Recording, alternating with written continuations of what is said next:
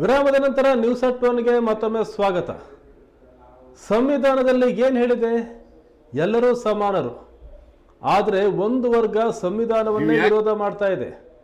ಅವರ ಜೊತೆ ಯಾವ ಕಾರಣಕ್ಕೂ ಹೋಗಬಾರ್ದು ಅಂತ ಮುಖ್ಯಮಂತ್ರಿ ಸಿದ್ದರಾಮಯ್ಯ ಹೇಳಿದ್ದಾರೆ.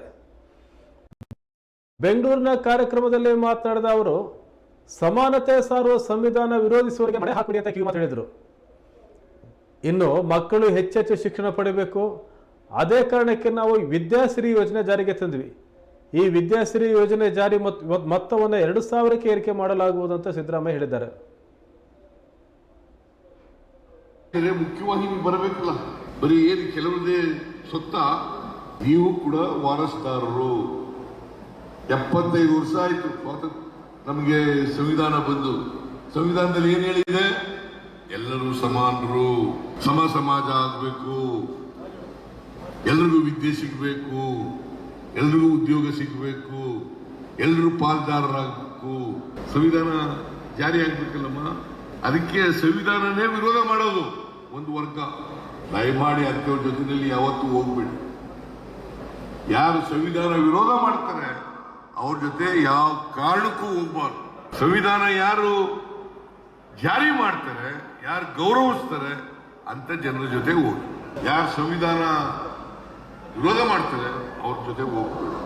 ಅಲ್ಲದೆ ಹೋದ್ರೆ ಮಡಿವಾಳ ಮಾಚಿದೇವರಿಗೆ ಅನ್ಯಾಯ ಮಾಡಿದಾಗ ಇದನ್ನ ನಿಮ್ಗೆ ಹೇಳಿ ನಿಮ್ಮ ಹಾಸ್ಟೆಲ್ಗೆ ಏನೋ ಕಟ್ಟಬೇಕು ಅಂತ ಮಾಡಿದ್ದೀರಲ್ಲ, ಅದಕ್ಕೆ ಸರ್ಕಾರದಿಂದ ಅನುದಾನವನ್ನ ಕೊಡುತ್ತೇನೆ. ಹಾಸ್ಟೆಲ್ ಮಾಡಿ ನಿಮ್ಮ ಮಕ್ಕಳಿಗೆ ಪುಕ್ಕಟಿಯಾಗಿ ವಿದ್ಯಾಭ್ಯಾಸ ಕಲಿಸ್ಕೊಡಿ. ಯಾವ ಕಾರಣಕ್ಕೂ ನಿಮ್ಮ ಮಕ್ಕಳನ್ನ ಅವಿದ್ಯಾವಂತರನ್ನಾಗಿ ಬಿಡಬೇಡಿ, ವಿದ್ಯೆ ಕಲಿಸದೇ ಇರಬೇಡಿ. ಅದಕ್ಕೆ ಹಾಸ್ಟೆಲ್ ಬೇಕೇ ಬೇಕಲ್ಲ.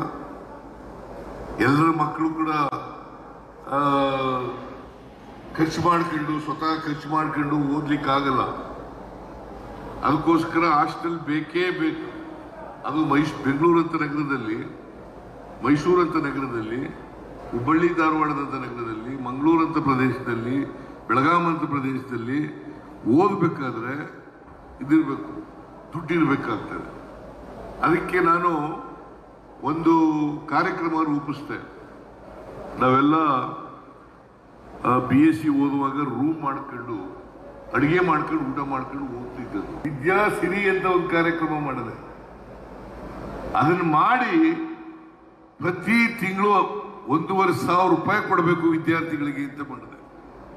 ಯಾವ ಜಾತಿಯವರಾಗಲಿ, ಹಿಂದುಳಿದ ಜಾತಿಯವರಾಗಲಿ, ಎಲ್ಲ ಹಿಂದುಳಿದ ಜಾತಿಯವರಿಗೆ 1,500 ರೂಪಾಯಿ ತಿಂಗಳಿಗೆ, ವರ್ಷಕ್ಕೆ 15,000 ರೂಪಾಯಿ ಕೊಡಂಗೆ ಮಾಡಿದೆ.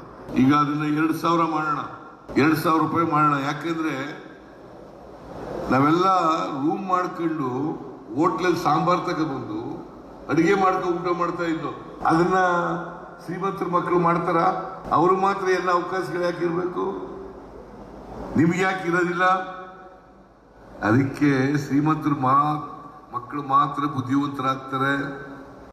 ಅವಕಾಶ ಸಿಕ್ಕಿದ್ರೆ ಎಲ್ಲರೂ ಬುದ್ಧಿವಂತರಾಗ್ತಾರೆ. ಅದಕ್ಕೆ ನೀವು ಹಾಸ್ಟೆಲ್ ಮಾಡಬೇಕು ಅಂತ ಮಾಡ್ಕೊಂಡಿದ್ದೀರಲ್ಲ, ಸರ್ಕಾರದಿಂದ ನಂಜಪ್ಪ ಅನುದಾನವನ್ನ ಕೊಡ್ತೇವೆ. ಬಟ್ಟೆ ಇಲ್ಲ, ಹೊಟ್ಟೆಗಿಲ್ಲ, ಮನೆ ಇಲ್ಲ,